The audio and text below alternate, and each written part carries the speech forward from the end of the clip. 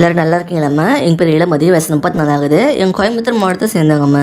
இப்போ ஒரு நல்ல தங்கமான கேரக்டர் இருக்கிற ஒரு நடுத்தர வசதி கொண்ட பெண் வரந்தாம்மா கொண்டு வந்திருக்கேன்.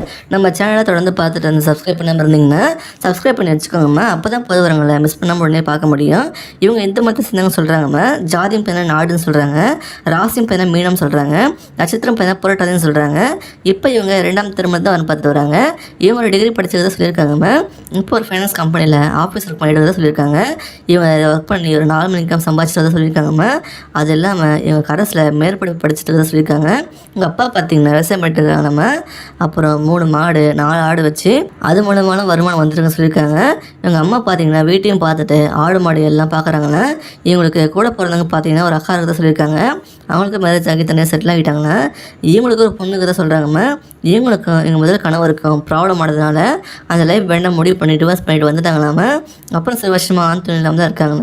இவங்க முதல் திருமணத்தில் பற்றி அதுக்கு மேலே கேட்கணும்னு சொல்லிட்டாங்க. இனிமேலும் ஆண் துணை இல்லாமல் இருந்தால் எங்கள் பேரண்ட்ஸ்க்கு அப்புறம் எங்கள் ஃப்யூச்சரில் யாருமே துணையாக இருக்க முடியாதுன்னு யோசிச்சு இப்போ 2ஆம் திருமணம் பண்ணுறதுக்கு வரம்பு ஸ்டார்ட் பண்ணியிருக்காங்க. என்ன எதிர்பார்க்குறாங்கன்னா வரப்புற துணை ஒரு நல்ல குணம் கொண்ட ஒரு கேரக்டராகன்னு சொல்கிறாங்க. ஒரு நல்ல மாதம் வருமானத்தில் இருக்கணும்னு எதிர்பார்க்குறாங்கம்மா. ஒருத்தர் புரிஞ்சுக்கிட்டு இந்த 2ஆம் திருமண வாழ்க்கையை நல்லபடியாக வாழணும்னு எதிர்பார்க்குறாங்க. வரப்புற துணைக்கும் இது செகண்ட் மேரேஜாக இருக்கணும்னு சொல்கிறாங்கம்மா.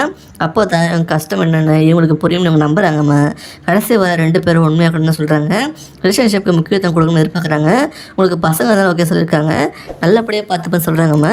கெட்ட பழக்கம் எதுவும் இல்லாமல் இருக்குன்னு சொல்கிறாங்கம்மா. மனைவியை டாமினேட் பண்ணாமல் ஈக்குவலாக மறைச்சி நடத்துன்னு எதிர்பார்க்குறாங்க. சின்ன சின்ன சண்டைகள் வந்தாலும் அது சரி பண்ணுறதுக்கு 2 பேரும் முயற்சி சொல்கிறாங்கம்மா. இந்த மாதிரி ஒரு தங்கமான குணம் உள்ள பொண்ணை உங்களுக்கு பிடிச்சிருந்தா நீங்கள் அடுத்த ஸ்டெப் எடுத்து வைக்கலாமா.